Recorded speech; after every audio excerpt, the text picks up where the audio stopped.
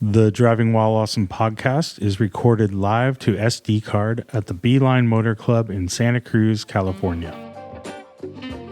Welcome to Driving While Awesome. My name is Warren. My name is Lane. Mark. And I'm Dante.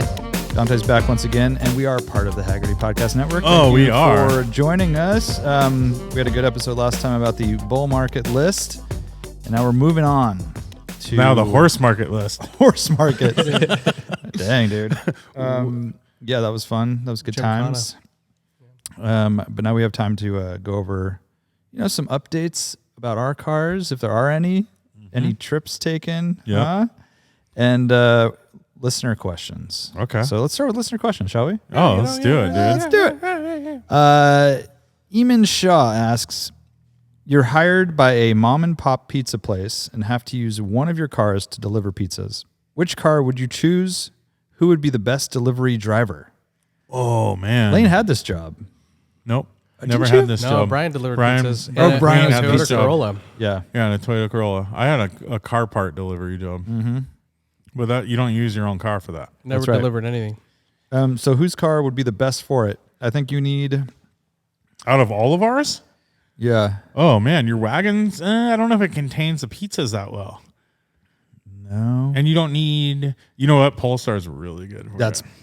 That's too good of an answer. Yeah. I hate to say it. It's kind of perfect. Yeah, it is. You don't have to start an engine. No. And it has like Volvo's very good. It has a little divider in the back, so you can pieces aren't going to be sliding around. It also has the curry hook on the dashboard, so you can hang things. Curry hook. Yeah, they call it the curry hook. Why? It folds out of the glove box, and it has a little hook. Because you can put a bag of curry, I guess, or whatever. I don't know why they pick curry. The curry hook. Maybe that's like a British thing or something. It definitely is, but yeah. This would be your burrito hook, Lane. Burrito hook. Yeah. Sorry, sir. Dude, but it's got a lot of torque. You're going to smash the pizza. No, it's smooth. Smooth delivery. It is smooth delivery. Yeah. It's not, yeah. It is a very good pizza car. You got the hatchback. Not too big. Mm-hmm. And you get there quickly if you need to. You need to rush to a spot. Yep. Front wheel drive Fredo says, and you can drive like an asshole and no one's looking at you. Mm-hmm. That's right. He says, in addition to this, the pizza place turns into a tofu shop and your kids are taking over the business. Which one of y'all has kids who you think might be the next high-end drifters? Whoa. High-end. High-end None drifters. of this mid-grade shit. Yeah. Phoebe's probably drifting Phoebe like is mad. pretty gnarly, yeah. I don't know if she's... That's probably it. She's probably crashing and stuff, but... Have you put your kid? Has anyone put their kids in a go-kart yet, or anything like it? Well, my daughter has an electric Super 73 bike. Oh, bike that does like over 20 miles an hour with her on it. That's pretty gnarly. Yeah, but can you imagine having that as a kid? Steering. Dude, yeah, I'm the luckiest kids on the planet. I put so I don't remember, like 6 months ago or something. I put my 7 or 6-year-old at the time in. I guess we can call it a go-kart. It was like this weird. It was a corn maze race course in SoCal, but it was like this kind of like almost imagine like a Can-Am type thing, but with a little lawnmower engine, like more of a raised kind of upper thing, and like.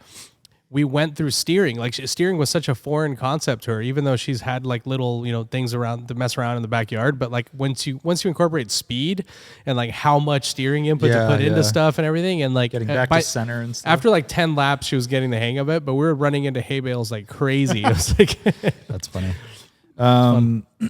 Zephyr J says, favorite Gymkhana for each of you. Which one of Ken Block's history of cars would you want to take on a rally? Rest in peace. On a rally. I mean, that's such crazy news, man. Dude, it's so sad. I know by the time this bummer. episode comes out, it'll be old news, but yeah, super, just didn't see it coming. No, and it's very like, if to me, it reminds me of like the Michael Schumacher. You know what's that thing where gnarly? Like he does all this crazy, he's like Michael Schumacher race cars at 200 plus miles an hour. And then he becomes brain dead skiing, right? Hits a tree. And what were you going to say? Well, what's really crazy is that he died on Schumacher's birthday. Oh, wow. Yeah, so that was really crazy. And, I will say this. Yeah, I think I can say this on the Haggerty Podcast Network. I was under the influence on the boat. Yeah. And I was just, with my family. And when Rick texted that, it really hit me like super hard. I was like, fuck, like I just felt really, really down, and it was overcast, and like the whole vibe just like went dark on me, you know, and like immediately I started thinking about family and kids and like, all that, you know, and it's like I've had a hard time going. I haven't been on Instagram the last few days. it's like nonstop. Yeah, I'm kind of like I've never seen an outpouring like this in ever. Right. Like no matter what, no matter who is passed or what's happened, but it's literally like up there with like Black Lives Matters. It's I would nonstop. say like for at least on my feed With our community. I'd be remiss to say. I just want to take a minute because like I'm younger than everybody here, and Whoa, like dude, that's bragging. my bad. That's like our Colin McRae. Humble brag or what? That's our Schumacher. Like my generation. Jim Connor was freshman year in high school for me. That's that is like the guy who propelled motorsports from the time I cared and I could drive to now, and it's like whoa. I mean, it's definitely crazy. apparent that he was he pushed the needle really far for automotive culture. So for people like your generation and stuff, like that was definitely something to aspire to, and turned a lot of people onto this whole motorsport car hobby. It's hard to imagine like anyone quite as in the pop culture of cars, He spanned like so many communities, right? He really Like did. because of the lifestyle component and the brand and all of that. And like I didn't post this, and I mean you guys know this, but I worked with him quite a bit at GoPro, and like it was pretty early when we were doing motorsport shit, and like it's like I haven't talked to him for a long time, but I got to spend a lot of time with him and have dinner with him and like do like cool shit, and like he was such a dude, like just like one of us.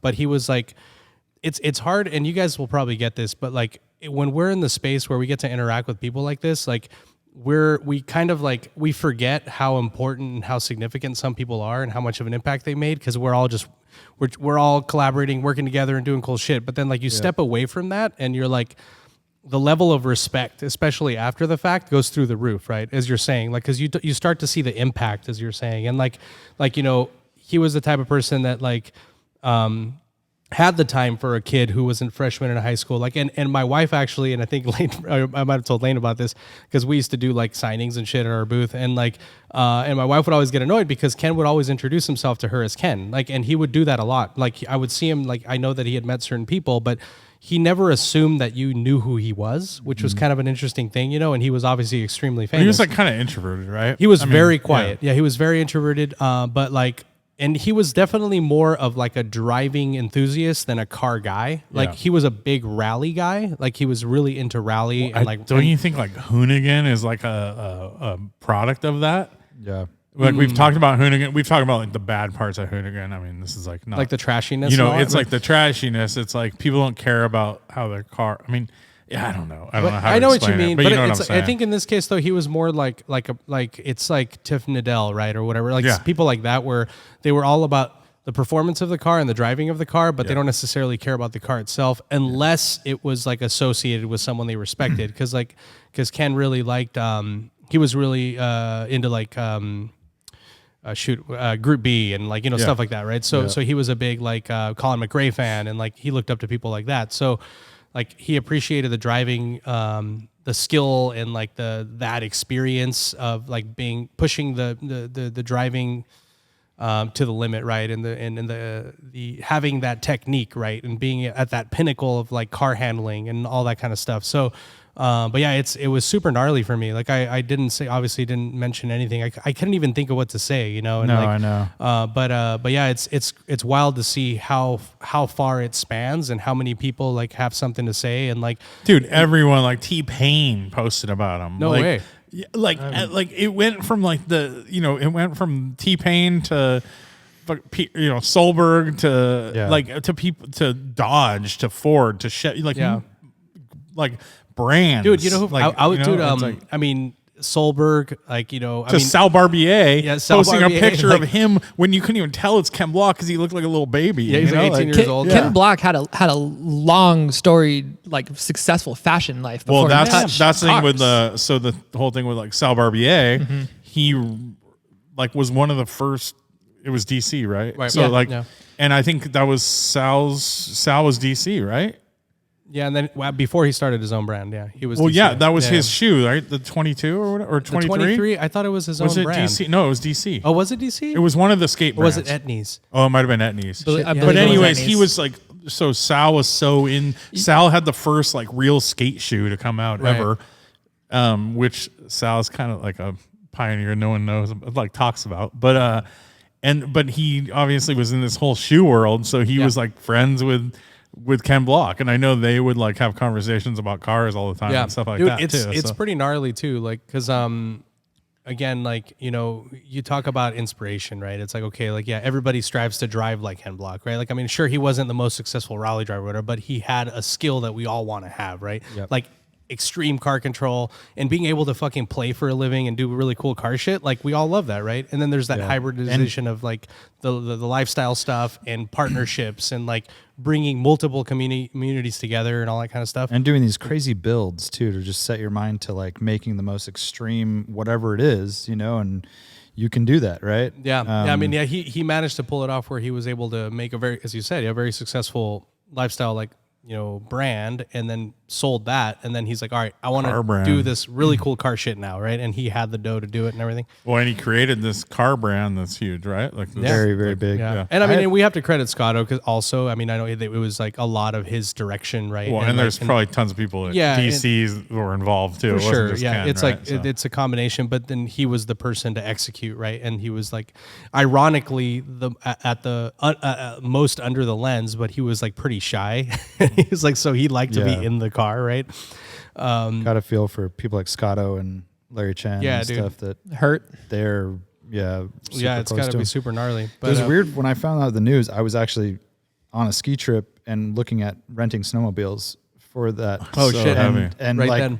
and it was exactly that time, and obviously I wasn't feeling it after that. But this is not a joke. But snowmobile sales and rentals have to be way down. It doesn't help. Impacts it, dude. It has to. Yeah. If you're tuned into this world, right? It's not something you want to get on. I know, and so many people. It feels like, I mean, it like you said, he has such a wide spread group of people that followed him and know of him that they would all, you know, so many people have seen this. It feels like his legacy will be the influence of like the kind of less spoken for generation and cultures. Like, you know, a lot of brown people who weren't into cars like got really into Hoonigan, and it helped the whole scene, I think. So you can't ignore Gymkhana being inclusive to those cultures too. Yeah, that's what I'm saying. When it's you have like a donut around a lowrider, bridges all of it. Yeah. I think also it's like, luckily it's out there and it's accessible, but a lot of that stuff, like, I think it will continue to be talked about, right? Like, I mean, it's just something that was pretty pivotal and like it made a big difference. So I'm curious to see kind of moving forward how we all as a community or just everyone that we know. I know Larry's like just digging into his repertoire, right? And like, I can't even imagine. I almost feel like, I haven't talked to him yet, but I feel like he's just like, it's almost like he doesn't want to process it. He's just like, here's all this cool, like here's all the stuff I got to do with him, right? And like he hasn't sat down to actually like process it because it's too heavy. But like that's helpful to have that content out there and to continuously have it out there and like to see what was done. Because like I can see, you know, and it's crazy to say because like, you know, again, because of almost the proximity, like I didn't really like think about it, but in the future, I can see like a Ken Block documentary out there, right? And like where it's and it's because it's being worked on right now. Yeah, because like it's a good story. Like he's like hopefully Scotto makes it. Yeah, I mean, you know, hopefully someone like close to him makes it, as opposed to it'll be hard. I mean, they'll be involved regardless, right. So it'll be you know, hopefully a good filmmaker makes it, and it's a good thing. But and it's not just like, hey, it's hot right now. Yeah, it's so rad. It's so rad. I don't know if you guys know, but he went to Team O'Neill. Like he just started. Like I mean, I know like Bucky and all those guys. Like, well, Travis inspired him because Travis was driving and he came from like all the extreme sports shit. And like basically, he was a lifestyle guy, right? He had the brand going and he liked snowboarding and he liked all this shit and he knew Travis and he's like, dude, what the fuck are you doing? Like, where is that? And like, he's like, dude, I want to try that. And he started at Team O'Neill and immediately. Like I think within 9-10 months, like he went and actually ran his first rally, the Snowdrift Rally in snow, and did okay. He placed like 5th or something.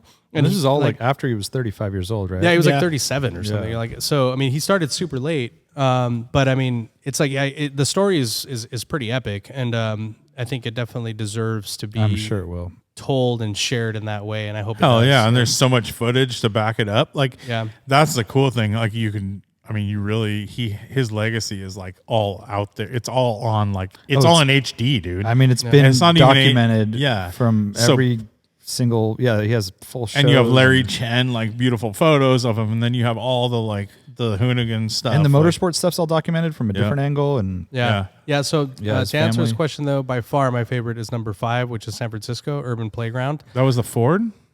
That was a Ford Fiesta. That was cool. Dude, that was, I mean, it's, I mean, you guys all know we're all relatively local there. So I was living in the city at the time. And like, unfortunately, I was traveling for work, so I didn't get to see the shooting. But like that sideways jump shot, like it's so fucking badass, and like to execute that, and all of the stuff is familiar. The closing of the Bay Bridge, and like we all know those roads, and like to see all that like in the Embarcadero, like just like doing all the stuff. And I think that might have been the first time he also did like that reverse drift where like, you know, he does the backwards thing, and it was very active the entire time. It wasn't like slow. It was like a lot of really cool shit. And also one thing that's interesting is that he was using all GoPro cameras on the car, and it was like our first like generation of the HD. And so it was a little kind of shitty, but it makes it more like visceral. Like if you watch the video, like it's a little, it's not rattly. as smooth. It's not smooth. It's rattly. Which makes it feel faster. It makes it feel faster. It makes it more intense. And so like, it's kind of a funny thing where like some of the shots I remember even in period, I was like, oh, that's kind of blown out. But like now I look back, I'm like, damn, like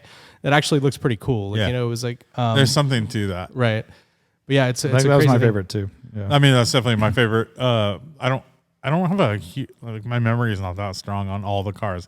There was Subaru earlier, right? Like the started first one. Subaru, and then 2010, and I remember Ford. I remember the first one, but it was kind of a nondescript kind of like just like area with barns going through like some buildings and stuff like that. Hangar. Yeah, it was San Francisco the first one that he really like showcased a city or an area? No. What was before that? Well, there was one that it was like the one before that was the loading docks or whatever, where he was on the like close to the water. I can't remember where that and was. Then did Detroit. That was after. Later. That was with Hoonigan. San Francisco wasn't the first city shutdown. I thought it was the first city shutdown. That was like the one where they like really like showcased the whole. I can't remember where he went on public street, you know, like a public streets kind of thing. Yeah. LA was rad too. Like those are my two favorites. It was a good one. Yeah. All right. Well, I'm sure we'll get more Ken Block stuff. And LA was the Mustang, right? Sounds right. Yeah. Living in van nostalgia. That's always hard for me to read. Is there Dieter. That's right, Dieter. Is there any car that you would accept the risk and challenge of buying and repairing with a light flood damage title? Is this saltwater or clean or fresh water? Fresh, huge difference. Let's call it fresh. Fresh, yeah, sure. I think there's especially a truck like my Tundra is so simplistic. Oh, I mean, how the hell is that going to flood? Dude, they get flooded. That could be up to the windshield. Yeah. But fresh water is. I would potentially do that, especially for like a work truck that I'm not worried about too many electronics older anything is better, right? Yeah. Like I feel like pre-90 ideally. Yeah. You just rewire it and you're good, right? I'm out. I'm out. I'm out. Huh? Yeah, I'm pretty out too. If it's been underwater, I'm out. And like, why would you want to take that unless there was some other? Well, a friend of ours sent us a picture of a friend of a friend's collection being fully flooded the other day with 300 SL, 300 SL Roadster, 190 SL, C1 Corvette, a bunch of stuff. And it's all fresh water, and the water's probably up to. It's not. No computers. Yeah, no computers. It's like up to the bottom of the floor. You know, it's definitely in the cabin, but it's not that high.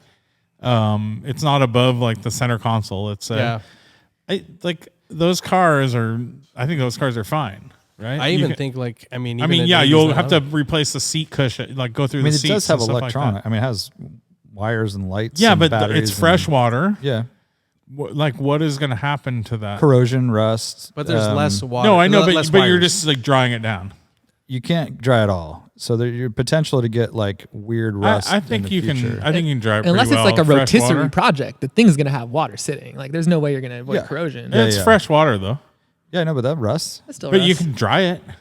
I mean, the only way this hair dryers and stuff. Like, what are you drying it with? Well, you have to disassemble it and like let it sit. Yeah, you could take it apart, and I think that's worth the risk. Like a car like that, of course. And those cars don't have those cars also, it's just like a body on frame type thing. Yeah. So there's not like there's not as many places for the water to go.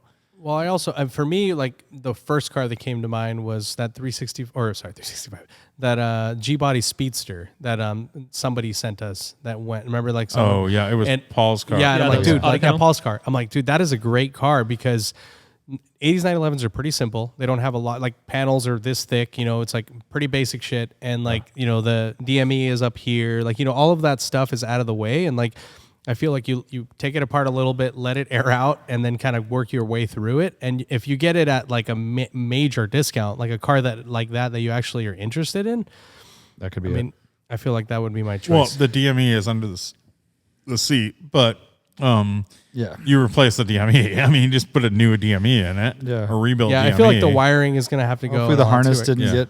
And you put a new harness, and and you and then your fuse panel is in the frunk on the side. Hopefully it didn't get that, but if it did, you put a new panel block and all that. The dash, speedometer. There's definitely shit. Stuff. But yeah, I mean, it's worth risk. It's worth the risk. Yeah, and I just think freshwater, you're like way better off. Oh, saltwater is. I mean, you're driving through freshwater all the time. It's fine. It's like the salt is gonna always attack your car. Terrible. Well, especially electronics. Right? There's people parked on like Westcliff watching the waves, getting their car just showered by waves, and I'm like, you guys. I saw that one that got the windshield that is blown out. Not chill to have your car parked right there. Not chill. Yeah, I saw the rock go through that one. Yeah. Swedish Cadillac says, in a world where people spend $15,000 to try to make their $4,000 Civics look and drive like a race car, which car, make, or model do you approve of dumping big dollars into to create a next level specimen? Or is the answer always to buy the Porsche, Ferrari, etc. that gets their stock? Dude, this is a like, can I afford it thing? Like, can I afford it now or over time? Or little increments. Yeah, and that's why this has always happened. It's like this is like, old school hot rods. That's why hot rods were built too. It was like people buying a cheap jalopy and then over time building it up into something kind of fast. Well, I was thinking, or is it starting with like a base Civic and building it up to like a time attack car? That's kind of the way that I saw it. Versus like versus starting with a Cayman or something. But or don't you think R. the reason like a lot of this happens is it's like someone that can't afford this. But it's and not then every paycheck I'm putting money into it. Yeah, I think that's more. So if you look at like grid life, like the time attack, you have this weight to power ratio that defines the class. And then you get these guys that come in with C5, C6s, and they meet that rule one way. And then you have a guy right now in grid life who's rolling in a purple DC2 with a K-swap. And he's cleaning up. I think the reason why Honda has always been in that space is because it's got incredible geometry out the factory. They're great track cars to come. They're light as hell. They're non-complicated. And like the dumping money into a Honda, you do have like performance at tap that competes with people spending a lot of high dollar. If you're in a series like that, or if you're just really into quirky Honda, that's fine. Coming from a Honda myself, like there's a reason why you step out of a Honda to the next class up. And unless you're concerned about embarrassing people in C5s, then get a nicer car. I think it's also different if you're looking at like, is this a street car or is this a race car? Yeah. Yeah, I think it is more, it's more performance oriented. So they're just saying like, why take a base model and try to build it up? Why not start with? It'd be like a. So you were thinking Type R then as an example versus sort of, Civic? Yeah, like that, or like going from a 323i E36 or just buying an M3. Like you can put $10,000 into the 323 and it's going to be pretty racy. But should you start? But usually you're going to spend way more. But then the argument, you're going to spend a lot more to get that performance buying the cheaper one. But you could also argue that the M3, you're still going to replace the brakes. You're still going to put different shocks on it. So there's like things there. So too. if I'm understanding correctly, maybe Art can side on this one. Like, especially in Honda, at least, you get a base model, no sunroof, no AC, no garbage. Then you get the car. You're not hitting your head on the cassette when you're on the track, which is happening in my Integra. But that's comparing Honda to Honda. So like, but that's a base model to a fully loaded car. Yeah, but that's Honda to Honda. But I think we're comparing more like, it's more like buying a Honda and making it into an R8, like competitive with an R8, or just buying an R8. And I think. Right, because he says, but this is interesting because he's $15K on a 4K Civic to make it a race car, versus dumping or money into a Porsche, Ferrari, etc. Exactly. But it's a totally different. So that's thing, so right? different, right? Yeah. But a lot of times I do think it is. In that case, that's what I'm saying. It's like that was the kids when we were in high school. When we were younger, that were souping up their Honda to make it faster, but that's because they couldn't afford the BMW. They wanted the BMW, Right? But they were just like they could only afford $10,000 for a Civic, so then they would put money into it every paycheck, every time they got money, and that's the way we've all gone. Like we would all we've all had cars forever that we put money into, but we would probably rather have this way more expensive thing. I think it is the upfront cost. Yeah. So do you buy the $25,000 996 or do you buy the $10,000 Civic and spend another $10,000 or $15,000 to have 300 horsepower, to have it be comparable?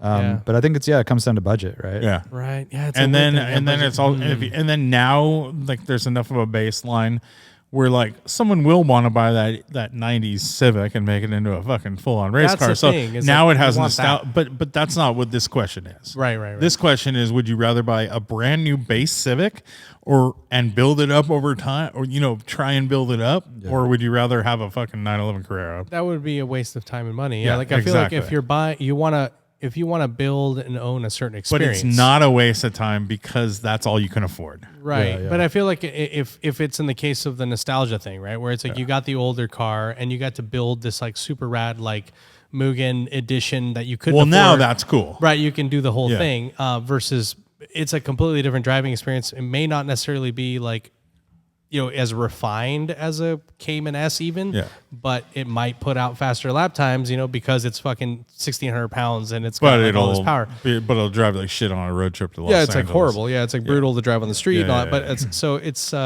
But I don't think that's the question. I think the question sort of ties into something that we always say, right? It's like more buy the nicest thing you can afford, right? And so like I think that's where you want to start and then work your way from there versus starting with a shittier thing. John Rye asks, does Art's cruise cabin have windows? Of course. You bald? Dude, we always go mini suite, bro.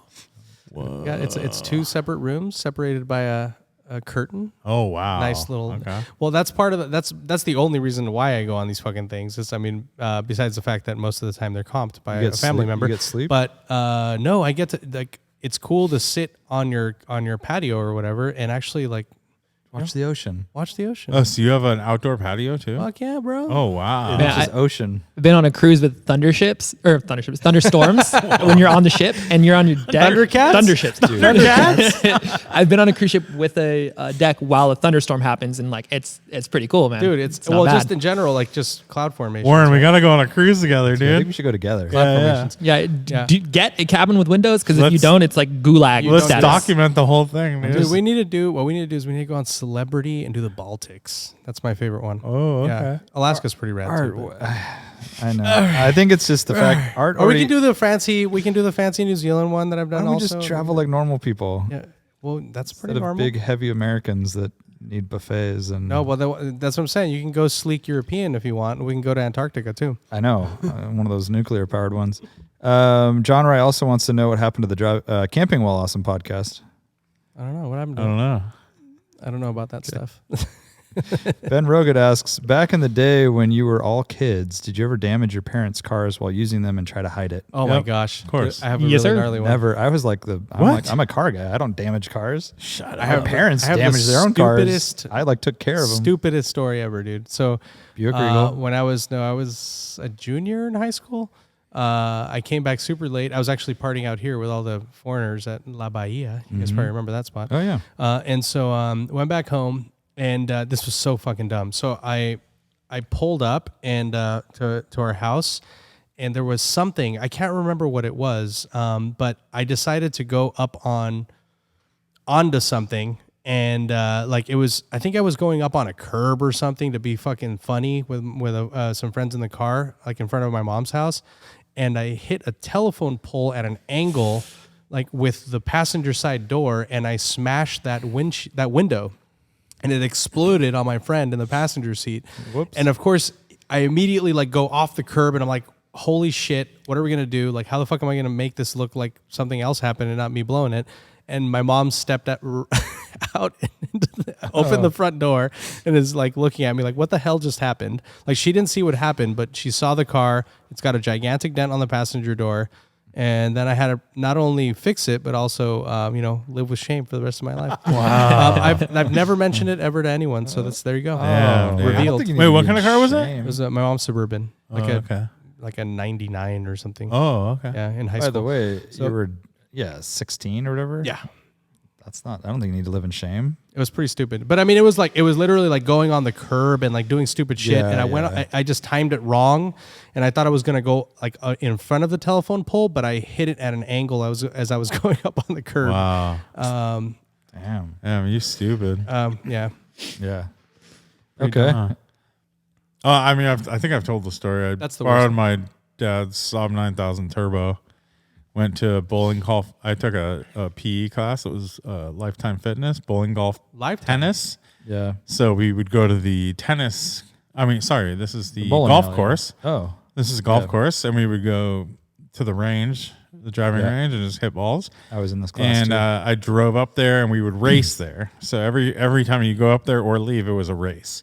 And if you stopped at a stop sign, you were basically a chump. So you would just blow through stop signs and stuff. But we were leaving one day, and we're up at the golf course, and then it was wet out. It rained when we were there.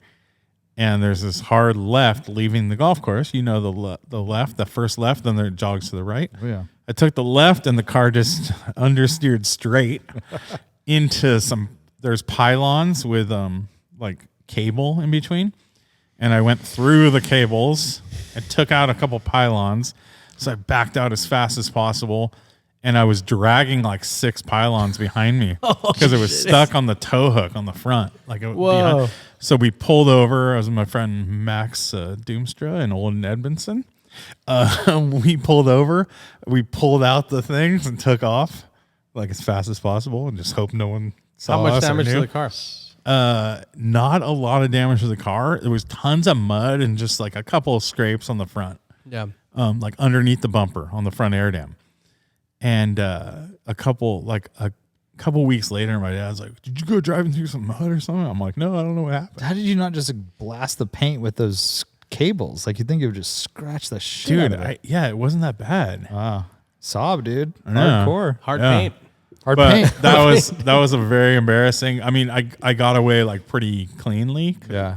Surprisingly, what happened? I mean, I fucking. Did straight you go up like crashed, later, like a few days later, go see what where the pylons were? Like, oh, damaged? dude, I would drive up and I saw my tracks going out on the golf course because it was just like straight out. That's where DP crashed too into that. Oh, really? Is that where the hotel is right there? There's not a hotel, but there's a restaurant. It's up at De La Viega. De La Oh, Viega, up of course. there. Oh, okay. I was Right where we picturing took your I3 up there. Yeah, I was that one picturing day? Rio Del Mar, like on the other. Remember whatever our that- old test loop? I remember the test loop. Yeah. Yeah. Sorry, Mom. I was driving her E320. That became my first car when I was in high school, and I had morning practice. And they were doing something in the house. They took down like a big like stone cherub angel that they were hanging in like the living room, and it was in the trunk of her car. It's a Mexican family thing. And that's it. And I was just, it was in San Jose, a lot of expressways and like wide open rights. And I would just like send it with the car. And I remember hearing like thump, thump, and getting to practice, doing whatever. And then at the end of the day, I got back in the car and I was like, what the fuck? And I look at the back and the cherub angel had been hitting the sides. Dude, we're talking like zits, bro, like all over the back rear quarters. And I just was like, ooh. Did that car not have a liner on the inside? It had a or- liner, but the liner was like Concrete. I mean, within cherub is pretty a heavy. couple inches, Yeah, and it that was cherub was hitting just crazy. It was definitely Yeah. a fountain. It wasn't hitting crazy. I think Dude. it might have been hitting crazy. It Note didn't to sound like it was self, hitting no crazy. more cherubs. My buddy did the same thing with a skateboard in the back of his mouth. Yeah, that was and it was tattered. Like Yeah. they spent some money getting it repaired, and I am I can't believe you ashamed. got it repaired. That's like such a kid car thing where you're just like, It wasn't how- his car, dude. It was my mom's car for another year But she before I didn't know got whose it. was. She didn't know who did it. They didn't know And what this happened. is pre-paintless dent removal. Yes, it is. Ooh, this is like I would give you a pass though, almost, because that's like It was your mom's cherub. It was. It's her fault. Is what you're saying? I heard it thump. yeah. I should have stopped and been like, "What's in the trunk?" I was just like a jackass kid, and then like you get like a 30, 40 Ding mile I think it was your expressway mom's and a fault. wide right. Ding dong dilly. For trusting Dante, a young Dante. Yeah, she was probably lazy, didn't take it out of the car. Yeah, when she exactly. should've. She's blowing it, dude. Or she didn't drive like a 17-year-old jackass. Yep. Toasted Boot says Funny birthday cards or emotional birthday cards? Funny. I'm Tyler Hill says, would you rather have an Integra Type R made by Porsche or a 911 made by Honda?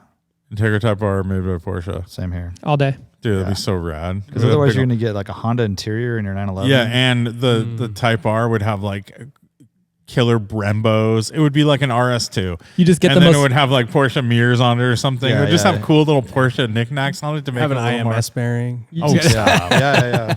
You just get a pedestrian Porsche with like cloth seats. And super good fuel economy. No torque. Diadobro says, track daily crush. Audi Sport Quattro S1, MG Metro 6R4, or Lancia Delta S4. Crushing that Metro. Metro for sure. Facts. They just weren't good either. I'm dailing the Audi Sport Quattro. Hell yeah. And I'm going to track that Lancia. Yeah, I'm down. You gave me shit last time about the overhangs on a Murcielago. Have you seen what the fuck? Yeah, but What, at Sport least Quattro? at least they're S1? high. Yeah, S1? but it's high. It's a rally car, dude. It's a rally car. Oh, they didn't do well on small stage roads. The S1 They was for didn't- Pikes Peak, wasn't it? Which they- is the one that has all the crazy arrow. Oh, I thought they did well on all Yeah. rally WRC Trying to stuff. remember. Yeah, you don't think they did well? On No, like- they were horrible. They scraped everyone. Yeah. I'm sure they were successful, but they scraped. So which one? He crushed chose the right, Metro. dude. Crushing the Metro. Yeah. I'm tracking the Lancia. Yep. And That's- I'm yeah. dailying the Audi Sport Quattro. That's the move. Yeah. Perfect. Yeah. You chose right. Actually, no. Why are you come dealing on. the fucking most successful rally car ever? Like, what, don't you want to rally that one? It's also the most. But I rally it comfortable every of the day. 30. And it's more of a backroads car than a track car. You're gonna rally it The every thing day? is- So you're gonna I like daily the a rally. I mean, if you're Lancia? looking at track, like we don't have a place like it's our back roads are more like a rally stage. And I wouldn't. Yeah. The Delta is not going to last. Yeah, So I'd true. rather track And it. it's not comfortable. You basically you trailer it there and all. Yeah. That. Yeah, that's a good move. Hushy Pushy says you're driving in a remote area in your fun car and you get to a good twisty road. It's raining lightly. Is your traction control on or off? I don't have traction control on any of my my car? cars, so it's clearly off. Yeah, neither. I don't have traction control in my rally cars either right now. I have no your choice. Nissan doesn't have traction control. Nope. I have no choice. I'm probably leaving it on, dude. You're leaving it on, okay? Yeah. But what car? Nah. I Your don't know Boxster? which car do I have. Boxster? Oh yeah, the sure. Boxster. Yeah. Yeah, that's good. It has a good. It doesn't cut off too early. It has a right? good cutoff point. So if it was, I've done this before in a B5 S4 on a damp road, and I definitely turned it off because it is intrusive, as you said. Yeah, The Mini Cooper S that you're Madly potentially intrusive. really bad. Yeah. Same thing with the Like, Mark 7.5. I had the 7.5 in it. debilitating. Yeah, I had the 7.5. 7.5 was horrible. The 7 was Yeah. good. We had a 7.5 on North. I drove it in my second rally, and that was a lot of hairpins with some Oh, and it would just incline cut off. and wet, and it would just kill the power. So I didn't turn off for that rally. Yeah, which is so funny on a front wheel drive car. Yeah. Well, they just think tire spin's not right. I know. Yeah. Scary. Scary. You don't know what to do.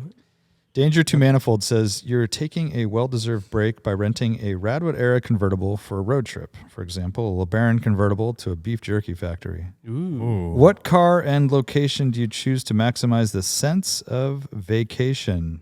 Trademarked, but as well, sense of vacation. All right, you're taking a well-deserved break by renting a Radwood era convertible for a road trip. What car and location? I'm doing France, and I'm going to Monaco. I'm going over that Wow, pass. that's good, dude.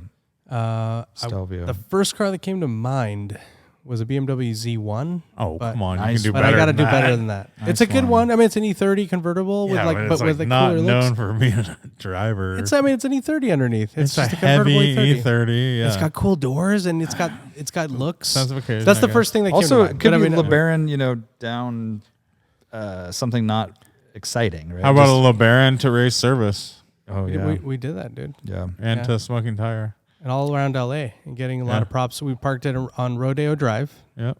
and got tourists taking pictures of it. Yeah. Pretty And fun. 2 police officers gave us props, different locations. One guy, booty on the back. That guy. right. I remember that. I'll never forget that. He got One a- guy, he got a booty on the No, back. one guy asked us if we had a hanger. To keep Oh, our that's car. right. Yeah, he asked us if we had a Well, like dude, a special. if you could have answered now, That's true. that's Yeah. pretty much it. All right. So rental Turo. Did he say Turo? I don't know. It doesn't matter. It says you got a You're renting a car, dude. You can rent anything. Location. You can rent a Okay. Ferrari Testarossa from right. Strawman. Strawman. All right, let me think cars here. All right. Strawman. Isn't that what it's called? Yeah, it is. I just like how Strawman. we're throwing that out. It's actually a tougher question than you think because I want to go 300 SL Roadster. Yeah, you don't want Redwood era Roadsters? Well, there are SLs. There's Porsche Porsches. Speedsters. Is the sense of occasion have to do with the external smell of the It could location? be. It could. Yeah, or it's sense of vacation. Are you going to Aromas? Sense Is of that it, what like you're a saying? scent of vacation though, like like a I'm going to Testarossa through Little Italy. Fort Lauderdale and Corniche. yeah, exactly. That's what we saw when we were there. Yikes! This is a tougher question. I don't have a good. I don't know. Why am I'm blanking on cars? I mean, 968 cab. Yeah, 944 cab. You can go 911 Speedster. You can go turbo cab, turbo look cab, Slant nose turbo cab. turbo cab. You can go That's good. Mondial cab. You can go 308 GTS 308 GTS or This is it's Cab. a weird You want to go be full cab, right? cab. Oh, you can go Not a 355, Targa. dude. 355 cab 355 Yeah. cab. Where are you going? to Domino's or something. Domino's. Pizza, right? I don't have a place to go either. That's the thing. I'm not. I'm gonna go. I'll go F50 to Big Sur. Okay, F50. Hell yeah. Wow, that's good. F50 is kind I of. forgot their It's pretty cabs good. or Yeah. their Targos or whatever they I are. guess it's a.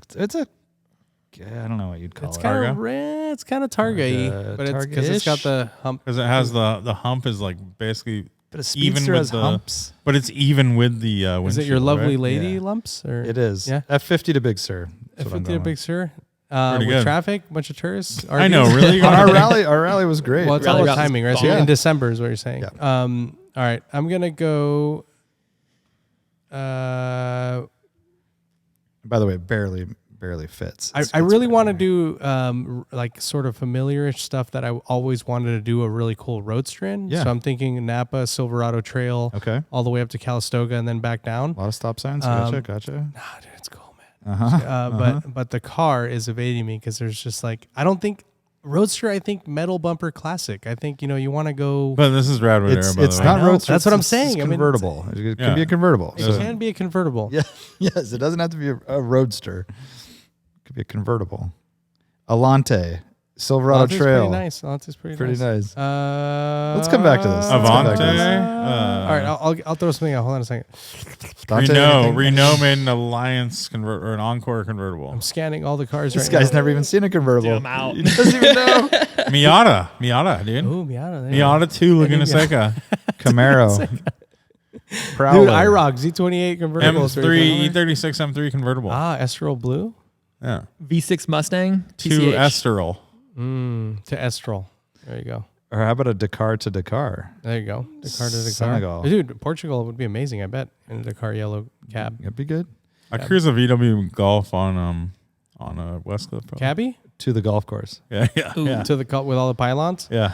Yeah. Flat_sex says, it's the 90s. You just got your license. Which of these cars makes you the man amongst your friends? New Grand Caravan or new MR2? One gives you performance car street cred. The other allows you to take more of your non-driving friends with you on the social scene. He's very right. So he's talking high school stuff. Yep. I mean, It's the 90s. You just got your license. I think the Caravan is pretty key for those a new days. Caravan. You could have like any Caravan. But that's your choice. And do you want to be that guy? No, I don't want to be Aaron Yeah. Whiting. Just saying, you get I'm a lot an of MRT. friends. I'm not your taxi, bro. I don't want a bunch of homies in the back Yeah, of the dude. Grand Caravan. That guy was never the man. Yeah. He was just a guy with a minivan. Dude, he's a van man. Yeah. Man. I But it depends on MR2, what I guess. experience you want, right? Do you want to be the chauffeur for all I'd the be men? know. I'd be Well, MR2. you would always basically be Mr. Popular when the weekend comes around Dude, because everyone wants rides to parties. That was a big Mr. deal. And we lived out of our cars. Are we Like, calling you Mr. Popular or Mr. Bitch Boy? Or the man. What how about you wanna one roll. girl versus 7 girls, right, Warren? I MR2. Got it. MR2 all day. Ah, dude, I'm getting the Grand Caravan with the tufted leather. So I had a friend who had a Volvo 850 Turbo, black with black tinted windows. that was like the caravan option, but way cooler. Yeah. So that was like the best of all worlds. Right. I'm just saying. saying It looked sick and it was like, yeah. But the caravan's like no one wanted that. Well, like, they don't want really. that, but it's people. When you're a kid, you're But just it turns people out just to want But to everyone go. had that. Everyone's parents had But like a not mini. yours. I van. didn't. I never had that. Pepe, huh? And all the guys Pepe I knew, had one. He Pepe had one, yeah, dude. We Pepe all the had guys I knew that had them. We had one. My buddy had a Toyota van, not a Previa, but the previous, and it was super popular. A lot of things fit in there. Was he the man? He was the man, and he was popular. And Okay. everyone, So you're going with a minivan, dude. I think I'm going minivan. Cool. Yeah, Divided. it's divided. So what I'll get the MR2 and then I'll hang out with Warren because he's got the mini. I'll get the MR2 and I'll borrow my parents' like big car. I mean, I would prefer it to be an 850 turbo wagon. Yeah. Don't get me wrong, but I'm not Town and Country, dude. super. What did you Yeah, do? I'll go MR2 and I'll borrow my dad's 9000 turbo. Okay. The real John Webb says lots of automotive announcements coming out of CES this week. Any favorite memories from past trade show experiences? Nope. No, I have some good ones. The actually. Sony. Yeah, but that car. was released a year know. ago or 2 years ago. Or Which something. one? The Sony car. They talked about the it, Sony but now they car. actually have a They name. It's had called pictures though before. Yeah. a Fala or something. But it's Yeah. a Honda Sony collaboration. It looks right? cool. It's very It like looks very nice. plain, simple. I also that BMW is kind of cool.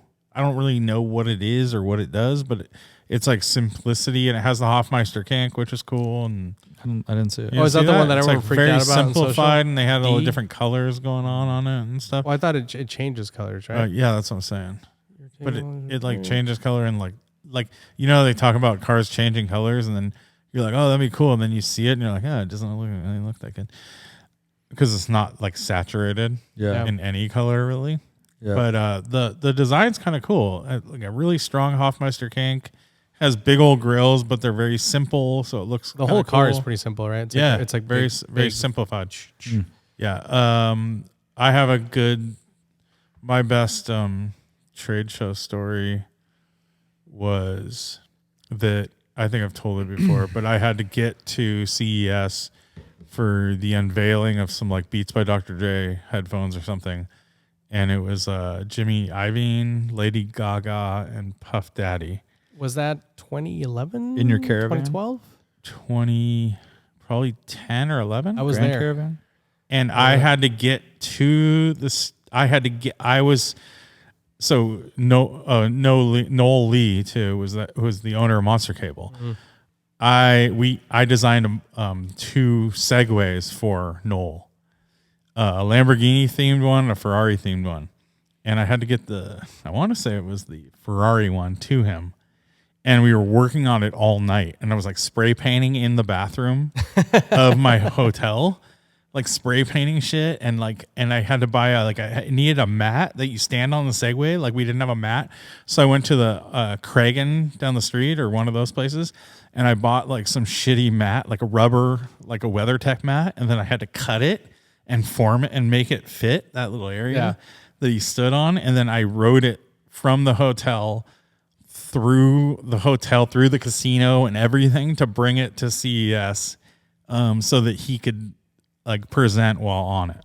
Did it work? Yeah, it worked. Nice. And it was one of those things. I'm like running through, and I'm like, hey, I gotta get through. And I had like a monster Segway coming through. but I had like a monster badge, so I could get through. And I had to go up there, and it was like right before, and it was like That's behind so this funny, stage, and they're all there, and I'm giving him the Segway. That's so funny. Nice. Dude, it's crazy too because it's like a SEMA thing, right? It's like the last minute, like Dude, and that was the joke when we were doing it. We're like, oh, the Monster Garage and all, it's all real. Yeah. Like they really and the big story was we couldn't get the like this collar on or something or off, and we had to bang it on. We didn't have anything to use. We used the Bible.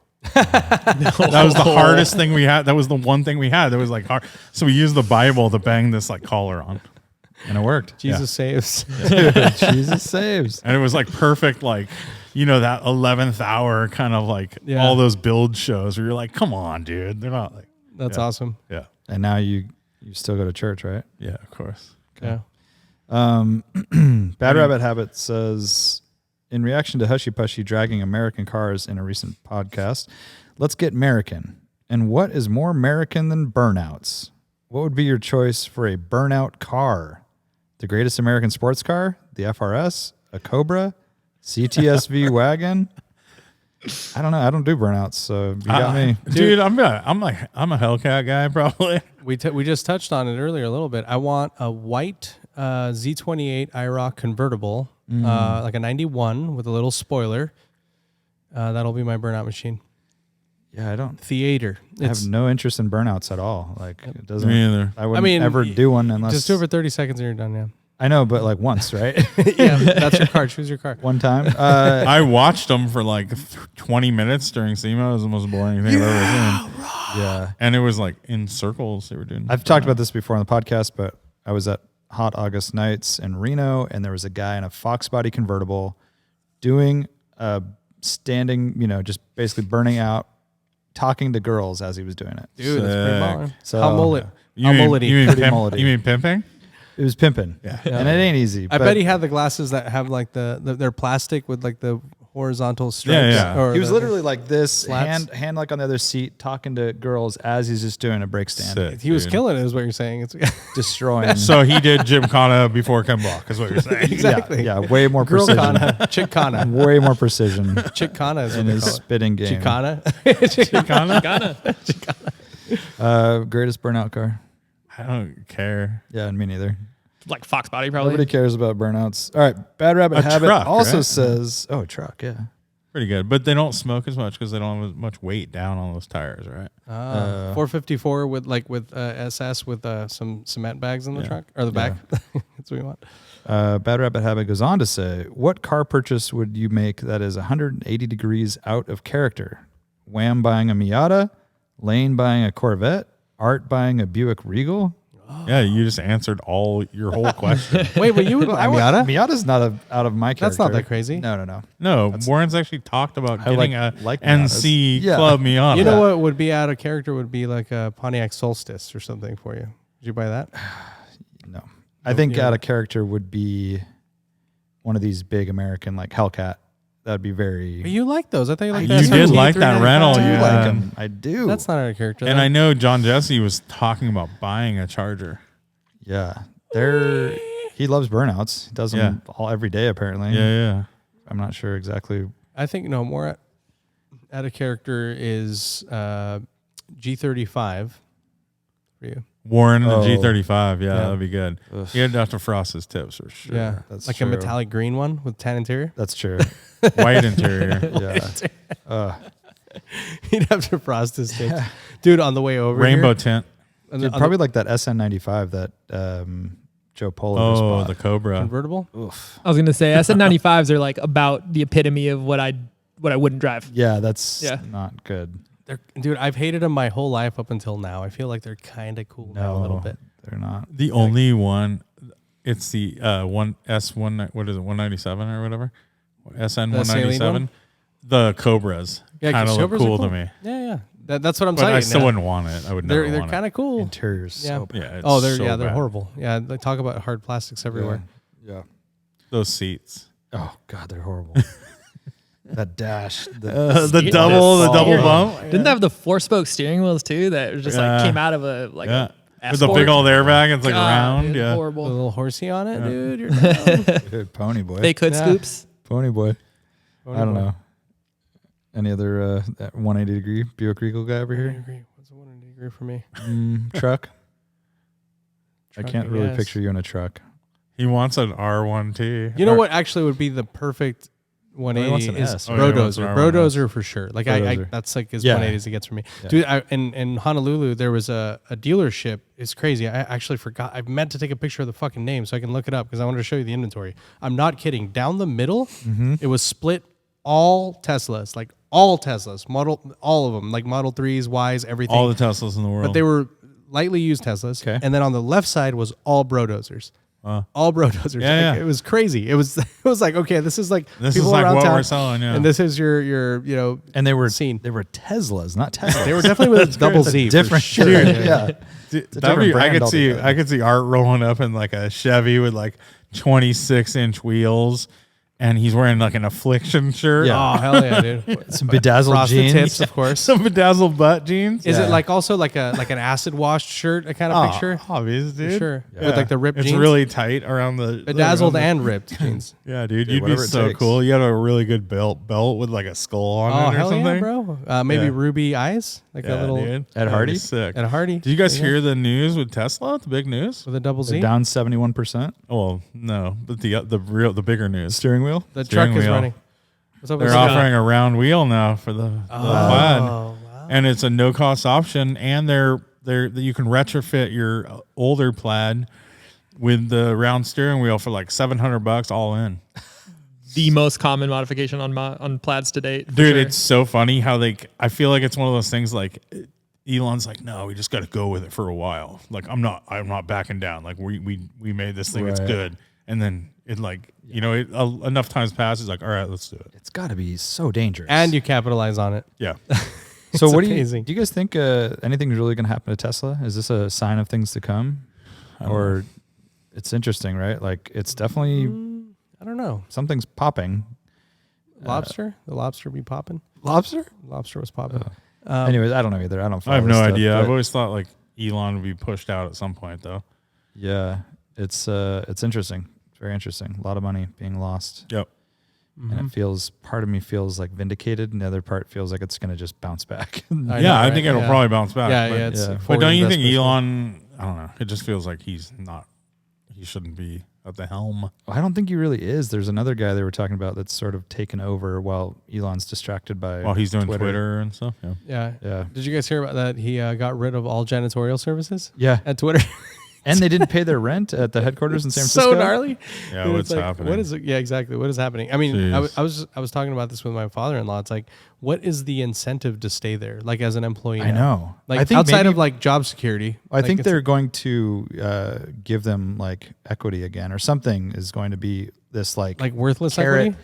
Maybe not though. Maybe it's like, I don't know. Yeah, that's what I was thinking too. Right? You're just like It's so fucked. horrible and such rash decisions. He could have just chilled for like 6 months and kind of like surveyed, seen what's going on. No, let's rip all the fucking band-aids off. Dude, Yeah, I it's think it's crazy.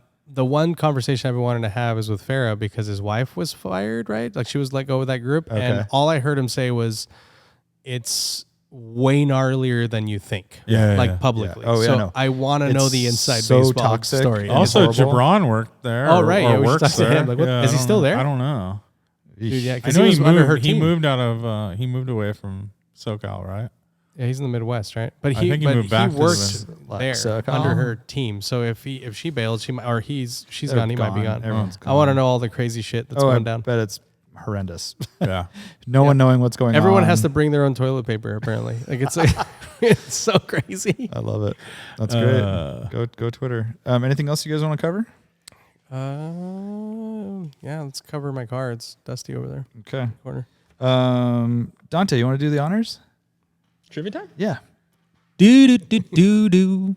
Ba-doo-ba-doo-ba-doo-ba-doo-ba-doo-ba-doo. He's too good at He's it, guys. really good. It's trivia time. We should just record that one. He wasn't Really ready to lay it roll. on Is the your loop, trivia yeah. time? Shit, I got this. I know, Yeah. dude. He's like, I'm oh. on it.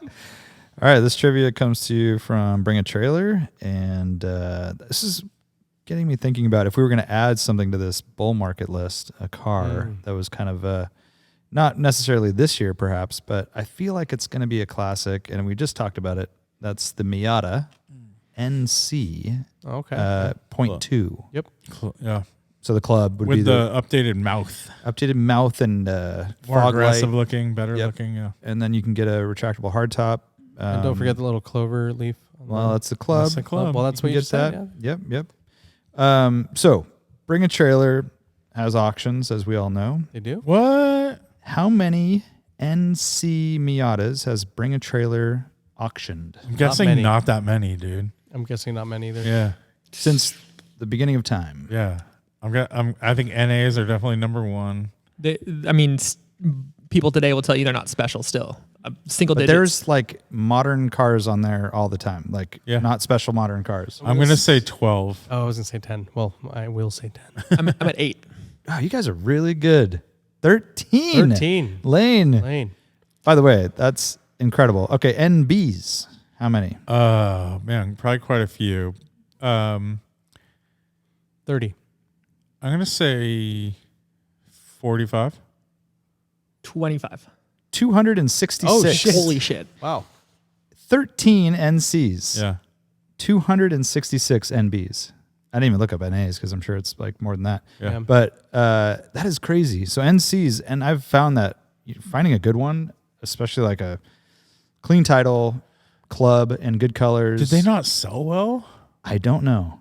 I don't get that. Is a crazy disparity. Yeah, it is. between That's crazy. between those two models because NBs are not very loved, right? And so they just are kind of the weird in between. Like the NAs are the classic, and the NCs seem to be so much more capable and like a real car. They're heavier though. Sure, they're heavier, Yeah, but still was- compared to like cars. modern. Well, yeah, that stuff. was the thing. It was like it's kind of like the R33 thing. Yeah. Like they're so heavy, they're fat pigs, you know. And you're like, calm down, guys. yeah, It's like 30 pounds or whatever, you know. 13 ever. That's wild. That's crazy. That'll change. For How many sure. clubs? Only like one. Wow. Shit, really? The highest that I saw were the modified NCs that had like either turbo, supercharged, or like the V8 swap, or supercharged and turbocharged? triple Twin charge. charged. I do have a question for you before we end here. Yeah. I saw you driving your Tundra in a lot of snow. How'd Oh, that yeah. go? Great. Yep. Went fantastic. Yeah, I only had I was in 4-wheel drive the whole time, but I had to drop off rental gear at the ski resort, which is like a 20-minute drive in like kind of a blizzard solo. So I just, wanted to take care of it first thing in the morning. So like at 8 a.m.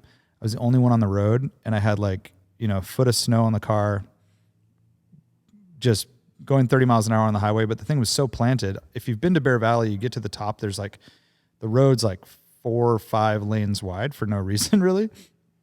So it was all kind of like ice and stuff. And I was trying to get the truck loose in 4-wheel drive. Couldn't do it. Dang, really And splatted. it's got Damn. good tires. And That's the thing. Yeah, new Yeah. KO2s, right? Yeah. Yeah. And so it was great. And we were able to get out of there. No problem. Also, there was like a bunch of snow behind the truck that had kind of accumulated from the snowplow going by. And I was like, oh shoot, I don't have a shovel. Like, I wonder if I'll be able to get out. And if the truck just went right over it, no problem. Like, of course I can get out. So it was cool. It's actually fun going up like to Tahoe or in this case, Bear Valley, where there's a lot of people using their cars like for off-road 4-wheel drive, and they're very geared up for it. You see like just everyone has their setup, and it's like a whole different thing. But yeah, super happy with the truck. It was great. And hoping to get back up to some snow. Nice. Yeah. That's awesome. Yeah, I mean, It's you good. had everything going for it. You had the weight. It's a big, heavy truck. And Pretty heavy. sinks down, the right tires. Good tires. Good all-wheel drive. Yep. Good tires, 4-wheel drive. And yeah, it was like super capable. Did you try So- 2-wheel drive mode just to mess around? No, in fact, I had this happen to me once before where I engaged 4-wheel drive late in a trip, like when I was already up in the snow, and it wouldn't engage. It was like too frozen, like the actuator. Oh, because you said it's a mechanical thing. Yeah, and so my buddy Eli we were talking about that because we were up there together, and he's got a newer Tacoma. He's like, yeah, that happened to me once. Like I got up to the snow, and I'm like, oh, I should hit 4-wheel drive, and it wouldn't engage. So now he puts it on like right as you start seeing snow, you just click it in. So I did the same, and it was totally fine. So.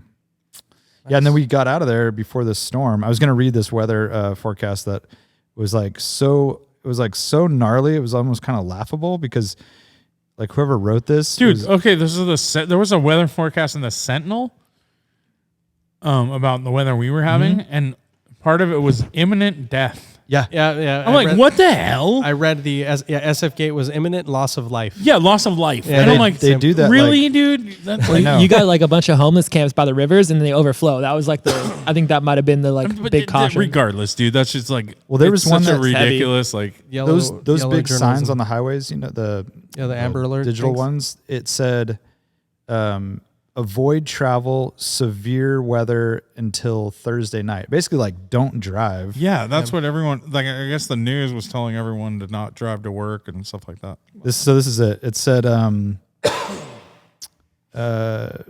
so 35 mile an hour gusts 35 mile an hour winds with gusts around 80 miles an hour in the afternoon. Prevailing south winds 10 to 20 mile an hour, 85 in the afternoon again. And then Wednesday, it was supposed to be 6 to 11 inches of snow with 55 mile an hour wind, 80 mile an hour gusts. Up there. Yeah. So we were supposed to stay Wednesday night and come home Thursday, and I'm like, I'm out. Like I'm not, because the last time they said they lost power for 3 days, and people were kind of like trapped up there.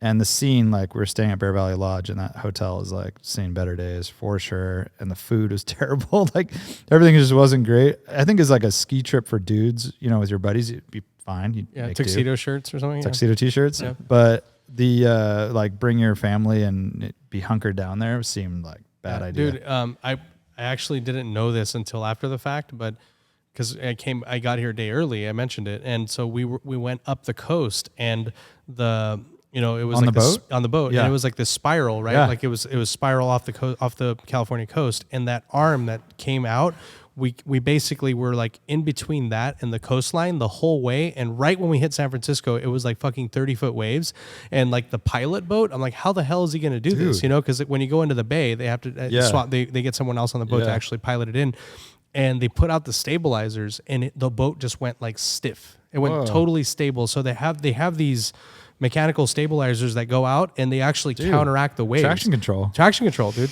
Exactly. Pretty rad. Amazing. And so, and it's not intrusive like a B5S4. Yeah. And so it stabilized the boat. Pilot gets on, and as soon as they retracted him, the boat went like all the way to the left, like port side, like basically like 45 degrees as we're going into the bay. And then when we're in the bay, it like totally flattened out. The bay's like chill, but like in open water, it was so gnarly. I was watching the waves yesterday. We had like crazy storm here, and it was like the biggest waves I've seen in a long time. I mean, it was breaking out so far out. You'd think like, is there a reef out there? Like what's happening? But 35-foot waves coming through. Yeah. I mean, a lot of pillars, a lot of piers got damaged here, right? So super bad. Yeah, really bad. Big deal. Yeah. And flooding and all that stuff. All that. And then there's another one coming tomorrow. I know. And then Monday. There's another 60 storm. mile per hour winds, I think. Yeah. Brutal, bro. Yeah, I was happy to come back and see that all my rain gutters worked and did their jobs. Oh, and then we drove home. Everything was super smooth. It was like middle of the day on Wednesday, and it was raining and stuff, but fine. Get to Highway 17, just past Bear Creek. So Lexington, Bear Creek, and it's just brake lights. And I had seen it on the map. It just looked like a little bit of red, but it was green after that. I'm like, all right, it's probably, I don't know, just whatever, a crash. Brake lights, no one's moving. 10 minutes go by, 15 minutes go by. I'm in park. Everyone's in park. And then people are backing down the shoulder all the way down and then going up Bear Creek. And I'm like, oh, fuck. Like, I guess that's the move. And so I waited for a while. There was a gap. I took it. It existed. And I went oncoming traffic on the shoulder, hazards on, through like this gnarly puddle. We were in the truck, though. And I got off on the on-ramp of Bear Creek and then went back roads from there. Gnarly. It was super gnarly. And I guess that, you know how when you come, this is like super inside baseball for people that aren't local, but you go past Lexington, you go up the hill and you can't see anything. Right, you go uphill and then you come down and there's like a water, like where water gathers right there. Yep. I think that just turned into like a lake. It like pulled up, yeah. And really bad to where either someone crashed or people like, they like might have What day was stopped this? it. This is Wednesday. Because you probably drove it. Yeah, I've been driving every day this week. Never ran into a single thing. It was Wednesday at like 2 and we were completely stopped and stuck. And so then, I had to backtrack all that and go all the way up. So Wednesday, my way home was like the most traffic I encountered. It was an hour-long drive home. Yeah. But I didn't see any evidence of anything. Yeah, and then afterwards it looked like it cleared up because there was cars. We got back on 17 and then there was cars. Could have been a tree too. It could have been a tree, I have seen, I think like at least 3 of the days I commuted this week, accidents in the opposite lanes. Oh. Like luckily not in my lane, but like a truck on its roof. Yeah. One car looked like it went over the edge and it mowed down the whole barrier. Surprised you have to go in on these gnarly days. Like I don't have to. You just you're like screw this. I have work I have to do there, and I'm literally looking at I'm looking at the traffic and stuff, and it's like light traffic. No one's on the road, dude. It's actually kind of nice. Yeah, people were avoiding it. Yeah, like everyone was staying home, so I was like the only car on the. There was like 3 cars on the road. Yeah. Yeah, I was just on it. I'm like, every time I drive 17, especially late at night, I'm like, when it's wet out, I'm concerned about slides. Yeah. I mean, it seems impossible for there not to be a slide, or a tree or especially the high winds. Where you were at, I think, right as you get into Bear Creek, that kind of off camber, like all the sediment comes across the road. Yeah. And then people hit it, and as soon as your car sits down, it just starts to slide out, and then they just slide I know. down the hill. And I think that's a really common spot to have standing water to where you just like hydroplane and stuff. So anyways, they've definitely done a better job with like the drainage and everything. And like, they have over like, the past few years. And they also have like those snowplow trucks like ready.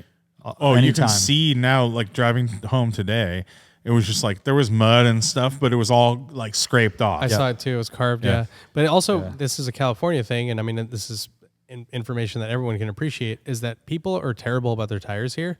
Like they forget that you need tread on your tires and no one looks. And like you'll be at a parking lot at a store and you're like, holy shit. That guy's on 17. Yeah. Like half of these people have like no tread, you know, I mean, that's an exaggeration, but there are a lot of people out there, you know, who, and their tires are cracked and horrible. So they hit something like that and they're fucked right away. Right. Whereas normally you just drive through it. Yep. So that's definitely a thing. Good times. All right. Thanks for listening. Thanks for watching. We'll see you next time. Later. Bye. Bye-bye.